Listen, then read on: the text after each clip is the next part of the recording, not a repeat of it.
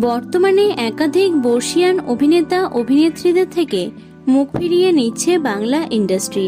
প্রায় অনেককে এ বিষয়ে প্রতিবাদ করতেও শোনা যায়, তবে তাতে কিছু লাভ হয় না। এবার সেই তালিকায় নাম লেখালেন প্রসেনজিৎ চট্টোপাধ্যায়ের বোন পল্লবী চট্টোপাধ্যায়। অশোক বিশ্বনাথনের ছবি রাজনন্দিনীতে তাকে শেষবার দেখা গেছিল। গত 1.5 বছর ধরে বিনোদন দুনিয়া মুখ ফিরিয়ে রেখেছে তার থেকে। বলিউডে নতুন করে স্ট্রাগল করছেন তিনি। কিছুদিন আগে আনন্দবাজার.com-এর কাছে ক্ষোভ উগরে দিয়েছেন অভিনেত্রী। তিনি বলেছেন, কোনোদিনই নায়িকা হয়নি, পর্দায় কারো মা হতেও আপত্তি নেই, সে কথাও জানিয়েছি।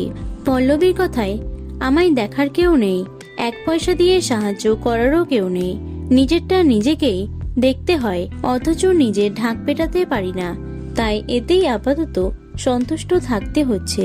খাঁকি 2-তে প্রসেনজিৎ চট্টোপাধ্যায় গুরুত্বপূর্ণ চরিত্রে অভিনয় করেছিলেন। একই ছবিতে কাজ করেছিলেন পল্লবীও। প্রসঙ্গ তুলতেই পল্লবী বলেন, দাদা সৌজন্যে কাজ পেয়েছি এ কথা আর শুনতে চাই না।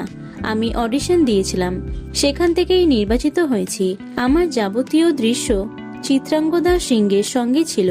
অবশেষে সুখবর দিলেন অভিনেত্রী। পরিচালক সৌম্যজিৎ আদকের আগামী ছবি টেক কেয়ার ভালোবাসায় গুরুত্বপূর্ণ চরিত্রে দেখা যাবে পল্লবীকে। তো বন্ধুরা, অভিনেত্রী পল্লবী চট্টোপাধ্যায়ের অভিনয় তোমাদের কেমন লাগে অবশ্যই কমেন্টে জানিও। ভিডিওটি লাইক এবং শেয়ার করো।